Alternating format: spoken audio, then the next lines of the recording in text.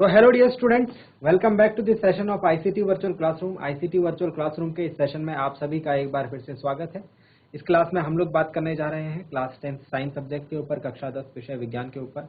मैं उम्मीद करता हूं आप सबके सब फिट फाइन हेल्दी होंगे, बिल्कुल रेडी होंगे क्लास के लिए और अपनी सीट्स पर आप लोग बैठ चुके होंगे।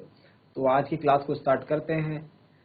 अब तक हमने आपके बोर्ड एग्जाम से रिलेटेड जितने भी टॉपिक्स हैं और जो भी इम्पोर्टेंट चीज़ें हमें लग रही है, जो पिछले साल से आपके क्वेश्चन पेपर में पूछी गई हैं, उनके ऊपर हमने बात करी है। और आज की क्लास में भी हम इसी को कंटिन्यू करेंगे। हम चैप्टर नंबर 10 के ऊपर आज बात करने जा रहे हैं, लाइट रिफ्लेक्शन एंड रिफ्रैक्शन, प्रकाश का परावर्तन एवं अपवर्तन। तो थोड़ा समझ लेते हैं इस चैप्टर में से क्या क्या चीजें इंपॉर्टेंट रहने वाली हैं, क्या क्या चीजें पूछी जाती हैं और किस तरीके के क्वेश्चन यहाँ से बनते हैं। ठीक है, तो चैप्टर नंबर 10 है आपकी बुक का, प्रकाश का परावर्तन एवं अपवर्तन। प्रकाश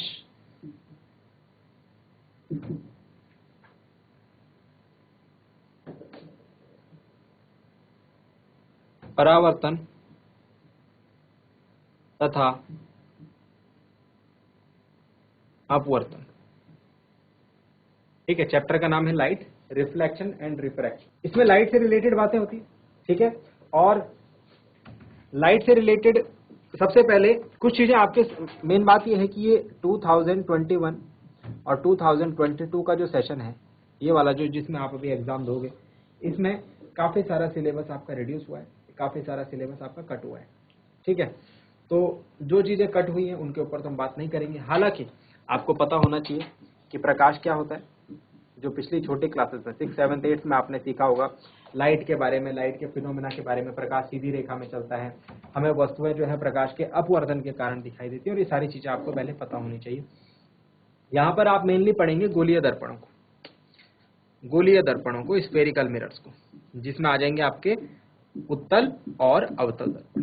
हालांकि गोलीय दर्पण से पहले आप समतल दर्पण के द्वारा जो बनने वाले प्रतिबिंब हैं उनके आपको प्रॉपर्टीज पता होनी चाहिए।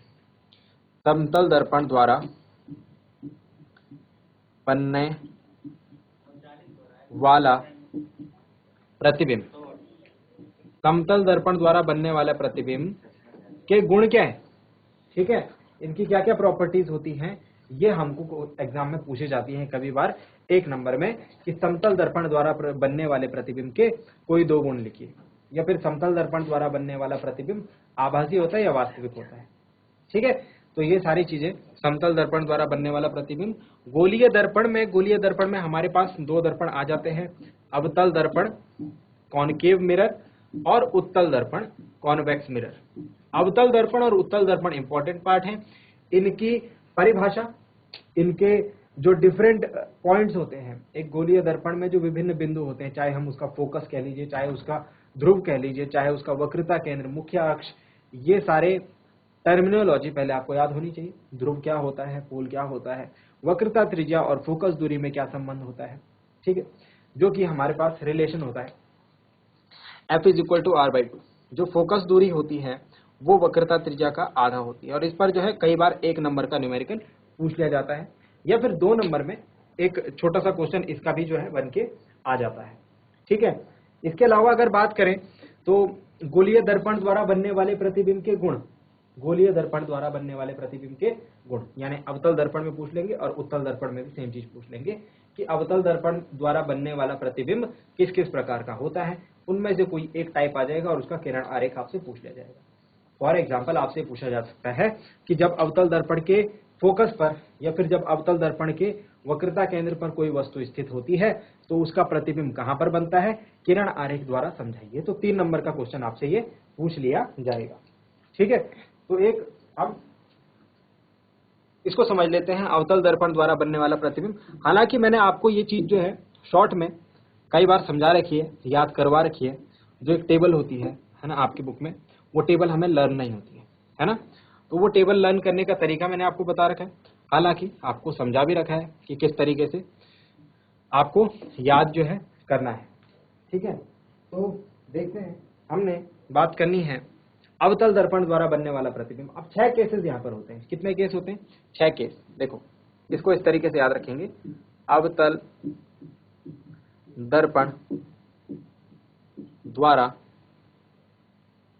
बनने वाले प्रतिबिंब। ठीक है, आपको क्या करना है, आपको सबसे पहले दिमाग में इधर रफ में एक अवतल दर्पण बनाना है। यही तो होता है भाई अवतल दर्पण, है ना। और ये इसका मुख्य अक्ष हो गया, छोटा सा बनाना है रफ में, ये टेबल बनाने के लिए।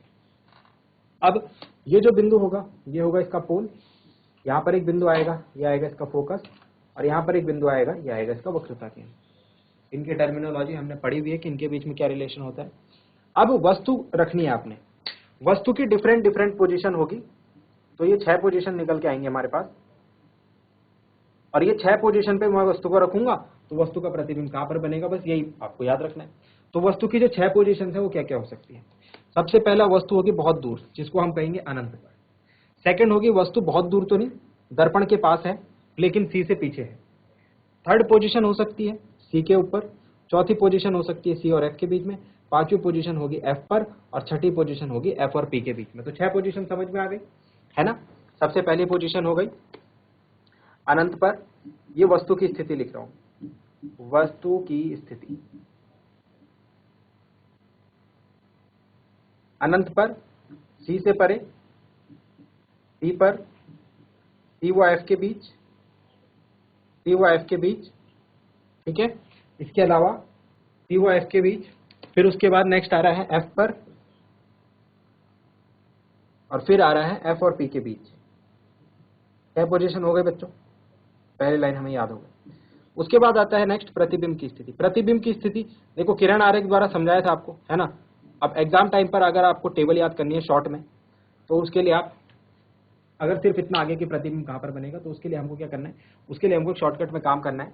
उसके लिए हम क्या करेंगे, उसके लिए हम देखो, अगर अनंत पर होगी वस्तु, अगर कहां पर होगी, अनंत पर होगी वस्तु, तो प्रतिबिंब इधर से बनता हुआ आएगा भाई, इसका यहां पर, 2 का यहां पर, 3 का यहां पर, 4 का यहां पर, और 5 का यहां पर, और 6 बचा, 6 का इधर बनेगा पीछे ऊपर। देखो नंबर मैंने लिखे है ना, बस इससे ही हमारा काम हो जाएगा। अब इसको समझते हैं कैसे कैसे आपको लिखना है। सबसे पहले अगर वस्तु अनंत पर होगी तो उसका प्रतिबिंब कहां बनना है भाई, देखो फोकस पर। अगर सी से परे होगी तो प्रतिबिंब बनना है सी और एफ के बीच में। अगर तीसरे नंबर पर यानी सी पर होगी तो प्रतिबिंब भी सी पर ही बनेगा। अगर चौथे नंबर सी और एफ के बीच में होगी तो प्रतिबिंब सी से परे बनेगा। अगर यहाँ एफ पर होगी तो प्रतिबिंब देखो अनंत पर बन रहा है। और लास्ट वाला जो पार्ट है एफ और पी के बीच, तो पी से पीछे बनेगा, ये बनेगा दर्पण के पीछे। ये स्पेशल केस है, इसको आपको याद रखना। ठीक है भाई, इतनी चीजें याद हो गई, इतनी चीजें समझ में आ गई। इतनी चीजों के बाद 2 टेबल तो हमारी हो गई कि वस्तु अगर मैं कहीं पर रखूं अवतल दर्पण के सामने तो प्रतिबिंब कहां पर बनेगा। अब देखते हैं इसका नेक्स्ट केस कि जो वस्तु का साइज होगा, प्रतिबिंब का साइज, सॉरी किसका, प्रतिबिंब का साइज। वस्तु का साइज तो उतना ही रहने वाला है, वस्तु तो उतनी रहेगी, ये वस्तु है तो इतनी रहेगी। इसका प्रतिबिंब बड़ा भी बन सकता है और छोटा भी बन सकता है। तो प्रतिबिंब का साइज है यहाँ पर बेसिकली। तो प्रतिबिंब का साइज क्या क्या हो सकता है, प्रतिबिंब का साइज क्या क्या हो सकता है। तो सबसे पहले अगर बात करें, प्रतिबिंब का साइज जो है बढ़ता जाएगा। कैसा होता जाएगा, बढ़ता जाएगा। ठीक है, वो किस हिसाब से बढ़ेगा देखो जरा, तो वो किस हिसाब से बढ़ेगा देखना। सबसे पहले जो प्रतिबिंब बनेगा बच्चों वो होगा अत्यंत छोटा, वो होगा अत्यंत छोटा, या फिर बिंदु साइज कह लो, एक बिंदु के बराबर बनेगा प्रतिबिंब पहला वाला बिंदु। ठीक है, सी और एफ के बीच में छोटा होगा, सी पर वस्तु के बराबर होगा, सी से परे बड़ा होगा, और अनंत पर अत्यधिक बड़ा होगा। तो देखो साइज बढ़ रहा है ना, साइज बढ़ता हुआ दिखा आपको, है ना। सबसे पहले बिंदु साइज इतना छोटा था, फिर उसके बाद छोटा हुआ, है ना, फिर छोटा हुआ, फिर छोटा के बाद वस्तु के बराबर। वस्तु इतनी है, देखो सपोज ये वस्तु है, तो पहले इस वस्तु का प्रतिबिंब इतना सा बना, फिर ये वस्तु इतनी थी, प्रतिबिंब इतना बड़ा हो गया, फिर ये वस्तु इतनी थी, प्रतिबिंब भी इतना बड़ा हो गया, फिर वस्तु इतनी थी, नेक्स्ट केस में वस्तु से बड़ा प्रतिबिंब बन गया, है ना, इससे बड़ा प्रतिबिंब बन गया, और वस्तु इतनी थी, और लास्ट में अत्यधिक बड़ा, मतलब बहुत बड़ा हमको ये पेन दिखने लग गया। लास्ट वाला जो केस है इसमें ध्यान रखना, इसको मैं लास्ट में लिखूंगा, ठीक है।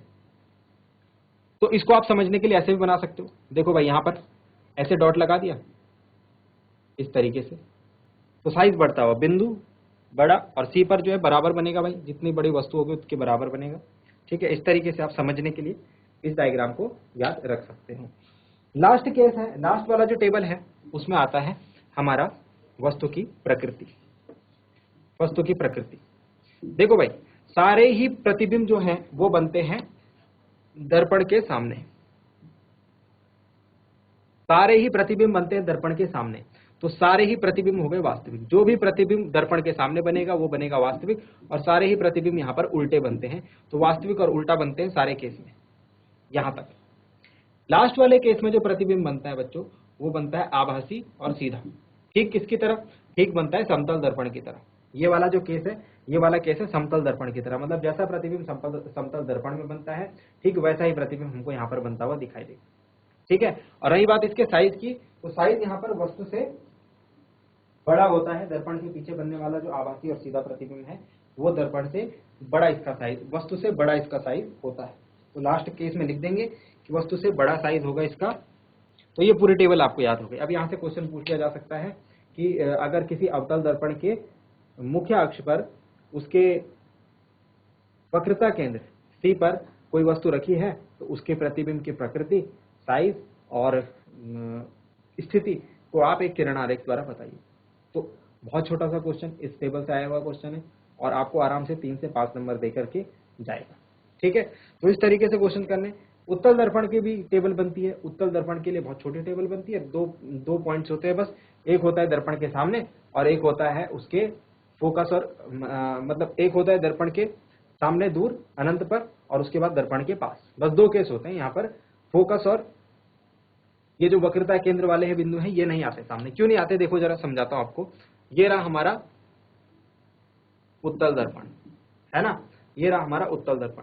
अब इसका मुख्य अक्ष ये रहा, ध्रुव ये रहा। अब जो फोकस आएगा वो पीछे आएगा, और वक्रता केंद्र आएगा पीछे आएगा। ये अंतर होता है। ये उत्तल दर्पण है। उत्तल दर्पण में जो फोकस, दर्पण का जो फोकस बिंदु है और जो दर्पण का वक्रता केंद्र है, वो आता है दर्पण के पीछे, जबकि अवतल दर्पण में ये सामने होता है।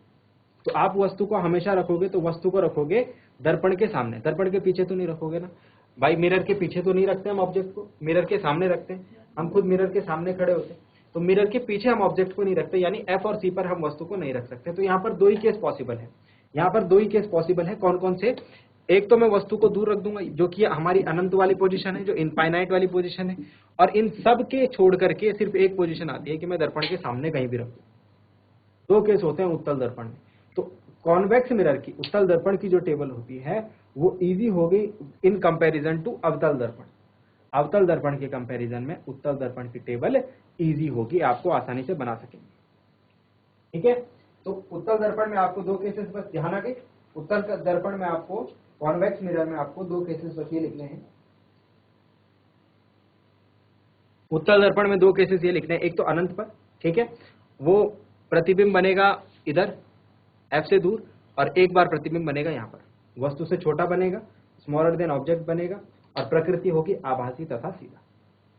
ठीक है, तो ये सारी चीजें मैंने आपको 2 क्वेश्चंस बताए यहाँ पे से।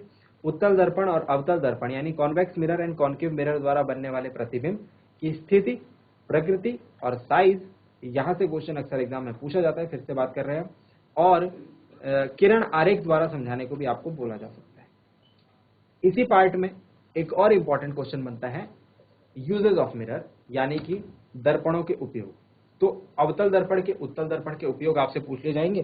तो उपयोग जो है आपको जरूर याद रखना है, क्योंकि हर एग्जाम में पूछे जाते हैं 1 नंबर में, और कुछ उपयोग तो ऐसे हैं जो कि हर साल ही पूछे जा रहे हैं। ठीक है, जो इसका यूज करते हैं हम,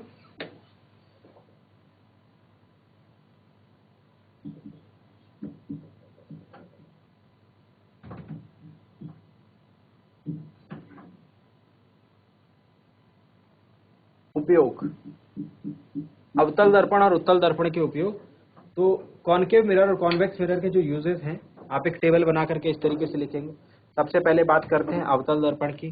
कॉनकेव मिरर एक ऐसा मिरर है जिसमें जब हम पैरेलली लाइट बीम को डालते हैं, जिसमें आपतित प्रकाश जो है अगर एक समांतर किरणों के रूप में गिरे, तो जो परावर्तित किरणें हैं वो एक तीव्र प्रकाशपुंज को बनाती हैं। मतलब कि ऐसा सोच के देखिए, दो केसेस हैं इसमें अवतल दर्पण में। इसको हम रे डायग्राम के थ्रू समझने की कोशिश करते हैं बच्चों। देखो, ये हमारा पोल, ये रहा हमारा फोकस और ये रहा सेंटर ऑफ कर्वेचर।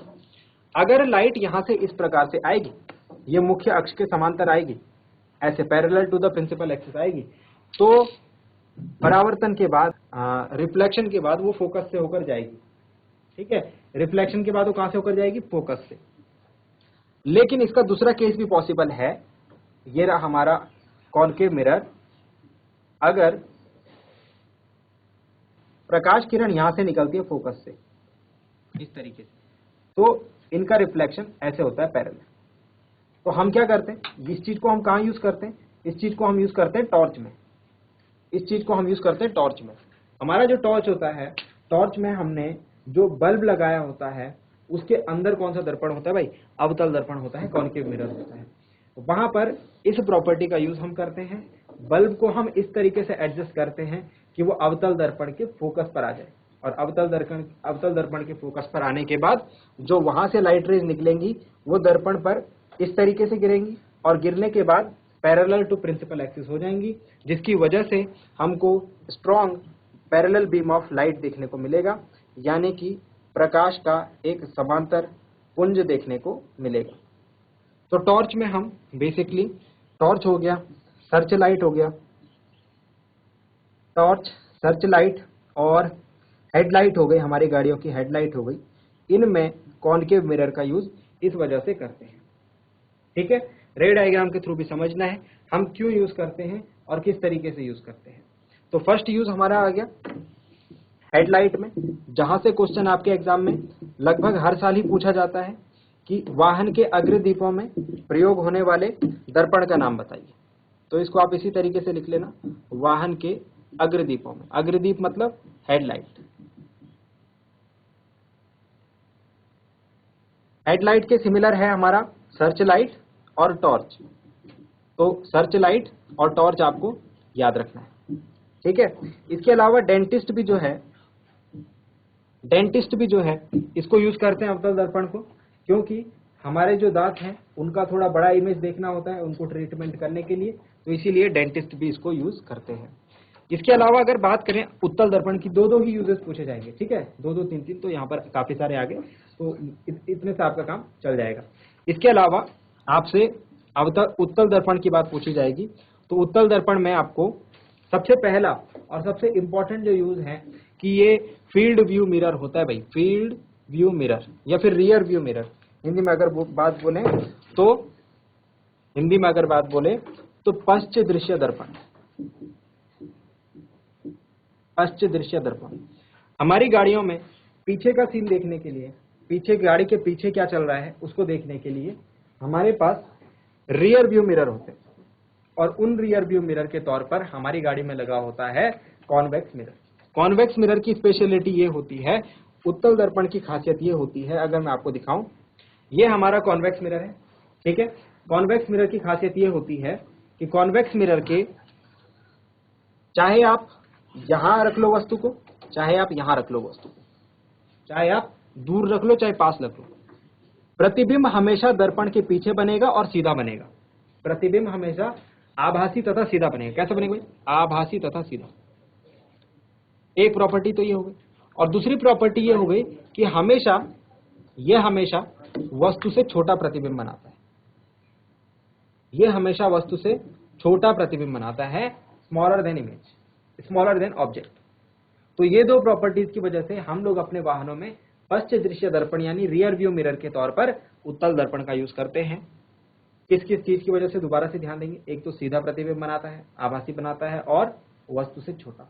तो हमारे पीछे के जितना भी बड़ा क्षेत्र होता है, जितना भी बड़ा एरिया होता है, हमारी गाड़ी के पीछे का जितना बड़ा एरिया होगा ना, जो जहां से बस आ रहे होंगे, ट्रक आ रहे होंगे, है ना, अदर गाड़ियां आ रही होंगी, तो हमको अगर चेक करना है, हम अगर ड्राइवर को चेक करना होता है कि पीछे से कोई गाड़ी तो नहीं आ रही, तो वो सामने एक मिरर लगा होता है। ठीक है, साइड पे भी मिरर लगा होता है, तो उसमें देखते हैं पीछे का सीन कि पीछे से कौन सी गाड़ी आ रही है, ठीक है, किस स्पीड से आ रही है, अगर उसे ओवरटेक करना है तो कर सकता है या नहीं, अगर उसे साइड देनी है तो दे सकता है या नहीं, स्पीड बढ़ानी है तो बढ़ा सकता है या नहीं, स्पीड स्लो करनी है तो कर सकता है या नहीं। मुड़ना है वगैरह सारी चीजें जो है उस रियर व्यू मिरर में देखी जाती है। अगर इसकी जगह हम अवतल दर्पण लगा दें, अगर इसकी जगह हम कॉनकेव मिरर लगा दें, तो जरा सोच के बताइए कि क्या होगा। क्या हम कॉनकेव मिरर को रियर व्यू मिरर के तौर पर यूज कर सकते हैं या नहीं? इसको जरा सोच करके आप बताइए। देखिए क्वेश्चन देखिए, क्या हम वाहनों में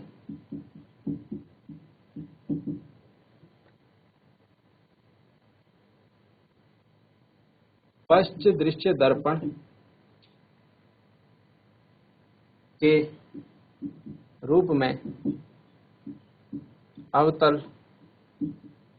दर्पण का इस्तेमाल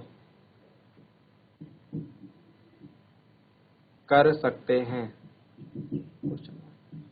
can we use concave mirror as a rear view mirror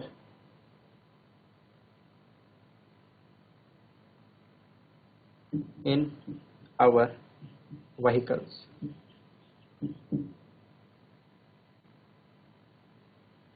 चलिए इस क्वेश्चन का आंसर दीजिए, जरा सोचने की कोशिश कीजिए।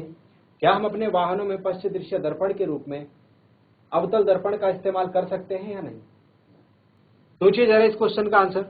अगर हम अपने गाड़ियों में रियर व्यू मिरर के तौर पर कॉनकेव मिरर को लगा दें तो क्या होगा? क्या हम ऐसा कर सकते हैं, नहीं कर सकते हैं?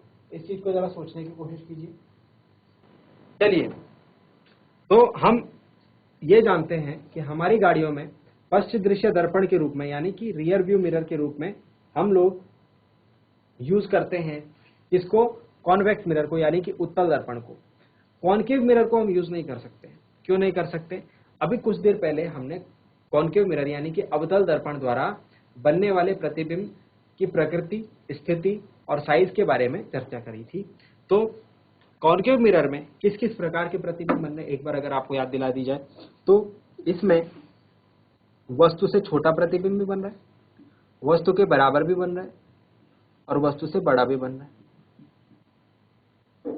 प्रतिबिंब का जो साइज है कभी वस्तु से छोटा भी है, कभी वस्तु के बराबर भी है, कभी वस्तु से बड़ा भी है। अभी देखा था हमने अवतल दर्पण के केस में। इसके अलावा कभी तो वास्तविक तथा उल्टा प्रतिबिंब बनता है, कभी वास्तविक और उल्टा प्रतिबिंब बनना है, और कभी आभासी तथा सीधा प्रतिबिंब। मोस्ट ऑफ द केसेस में ये उल्टा प्रतिबिंब बनाता है। मोस्ट ऑफ द केसेस में जब गाड़ी इससे दूर रहेगी तो ये उल्टा ही प्रतिबिंब बनाएगा। तो सोचो गाड़ी पीछे से आ रही है और हमें उल्टी गाड़ी दिख रही है ना? गाड़ी बहुत दूर से आ रही है और हमें उल्टी दिख रही है, तो हमारे दिमाग में डाउट आएगा नहीं आएगा? ड्राइवर को क्या होगा? ड्राइवर को थोड़ा सा दिक्कत होगी नहीं होगी समझने में? तो वो गलत है ना, इसीलिए हम उत्तल दर्पण को यूज नहीं कर सकते। और इसके अलावा जो लास्ट केस है कि वास्तविक तथा उल्टा, आभासी तथा सीधा प्रतिबिंब ये बनाता है, ठीक है। और वह प्रतिबिंब की स्थिति कभी दर्पण के आगे होती है, कभी दर्पण के पीछे होती है। तो ये कुछ रीजन है, इस वजह से हम अवतल दर्पण का यूज नहीं कर सकते पश्च दृश्य दर्पण के रूप में। इसका मेन जो ड्रॉबैक है वो ये है कि जो दर्पण है वो प्रतिबिंब ज्यादातर उल्टा बनाता है, और अगर एक ड्राइवर को अपने पीछे का जो दृश्य है वो उल्टा दिखेगा तो उसका दिमाग में जो है डाउट हो जाएगा, कंफ्यूजन हो जाएगा, और वो गाड़ी चलाने पर अपना ध्यान पूरी तरीके से नहीं दे पाएगा, ठीक है। दूसरी चीज, ये हमेशा जो है वास्तविक प्रतिबिंब बनाएगा, दर्पण के आगे बनाएगा, यानी कि इसके अलावा हमारे पास और दूसरा कारण ये है कि ये कभी छोटा प्रतिबिंब बनाता है, कभी बड़ा, कभी वस्तु के बराबर, है ना। तो इस वजह से हम अवतल दर्पण को नहीं यूज कर सकते। उत्तल दर्पण क्यों सही है हमारे लिए? क्योंकि उत्तल दर्पण में ज्यादा केस नहीं है। उत्तल दर्पण एक तो हमेशा छोटा प्रतिबिंब बनाएगा, उसकी खासियत, और हमेशा सीधा प्रतिबिंब बनाएगा, तो उसमें ज्यादा चॉइस नहीं है, इसीलिए वो हम लोग उत्तल दर्पण यानी कॉन्वेक्स मिरर को ज्यादातर यूज करते हैं। तो अब तक हमने जो जो चीजें पढ़ी हैं इस चैप्टर के बारे में, आपका रिवीजन जो है बच्चों ना इसी तरीके से चलना चाहिए। यहाँ पर मैंने आपके साथ एग्जाम में आने वाले क्वेश्चंस भी डिस्कस करे, है ना। तो यहाँ पर मैंने आपके साथ एग्जाम में आने वाले क्वेश्चन भी डिस्कस करें, साथ ही साथ टॉपिक्स भी डिस्कस करें, है ना। टॉपिक से एग्जाम में जो जो क्वेश्चन बन सकते हैं उनके ऊपर भी बात करी, और साथ ही साथ हमने ये भी देखा कि एक पूरा टॉपिक किस तरीके से हमने कवर अप करा। गोलीय दर्पण को हमने पूरी तरीके से कवर अप कर दिया है। इसके बाद हम लेंस के बारे में पढ़ेंगे, प्रकाश का अपवर्तन के बारे में पढ़ते हैं इस चैप्टर में। अपवर्तन से जो है हमको न्यूमेरिकल देखने को मिलता है, सबसे पहले 1 नंबर का अपवर्तनांक वाले टॉपिक से, है ना। हालांकि इसके बारे में बात तो हम नेक्स्ट क्लास में करेंगे, लेकिन मैं फिर भी आपको हल्का सा आइडिया दे देता हूँ कि आपको टॉपिक किस तरीके से पढ़ना है। अब जब आप अपवर्तन पढ़ेंगे तो सबसे पहले अपवर्तनांक आप पढ़ेंगे। रिफ्रैक्टिव इंडेक्स, रिफ्रैक्टिव इंडेक्स से आपको एग्जाम में 1 नंबर का क्वेश्चन जो है वो बनता हुआ दिख जाता है कभी कभी, है ना। इसके अलावा हम बात करें तो रिफ्रैक्टिव इंडेक्स के अलावा फिर हम जाते हैं प्रकाश के अपवर्तन पर। अपवर्तन के नियम आते हैं, है ना, लॉज ऑफ रिफ्लेक्शन। उसके बाद हम चलते हैं स्नेल का नियम, वहां से बहुत ज्यादा इंपॉर्टेंट हो जाता है। स्नेल का नियम कई बार डायरेक्ट पूछ लिया जाता है 1 नंबर में, चाहे तो स्नेल का नियम पूछ लिया जाएगा, चाहे अपवर्तनांक पर एक न्यूमेरिकल पूछ लिया जाएगा, ठीक है। इसके बाद हम जिस तरीके से हमने यहाँ पर उत्तल दर्पण अवतल दर्पण पढ़े हैं, उसी तरीके से हम उत्तल लेंस और अवतल लेंस पढ़ते हैं, ठीक है। लेंस किस तरीके से बनता है, क्या होता है, ये सारी चीजें हमको फिर इस चैप्टर में आगे पढ़नी है। अब तक हमने जो बात करी जिस टॉपिक के ऊपर, वो अगर मैं आपको याद दिलाऊं तो हमने बात करी है सबसे पहले प्रकाश का परावर्तन के नियम, rules of laws of reflection. उसके बाद हमने गोलीय दर्पण के ऊपर बात करी। समतल दर्पण द्वारा बनने वाले प्रतिबिंब के गुण जरूर याद करना, ठीक है। उत्तल दर्पण, गोलीय दर्पण किनको कहते हैं, इनके जो डिफरेंट टर्म्स है, मैंने एक सूत्र लिखा था यहाँ पर, F = R/2, फोकस दूरी बराबर वक्रता त्रिज्या बटे 2। क्वेश्चन आता है इससे कई बार 1 नंबर का। तो जो जो चीजें यहाँ पर बताई हैं आपके एग्जाम में, पेपर में आप उठा के देखना प्रीवियस ईयर पेपर को, क्वेश्चंस को कहीं ना कहीं आपको देखने को मिल जाएगा। आज के लिए इतना ही। उम्मीद करता हूँ आपको आज की क्लास पसंद आई होगी, अच्छा लगा होगा पढ़कर और कुछ नया सीखने को जरूर मिला होगा। साथ ही साथ ये भी उम्मीद करता हूँ घर से आप इन चीजों को एक बार रिवाइज करके जरूर आएंगे। मिलते हैं अगली क्लास में एक नया इंपॉर्टेंट टॉपिक के साथ। क्लास से जुड़ने के लिए आप सभी का बहुत बहुत धन्यवाद। Thank you very much and have a nice day.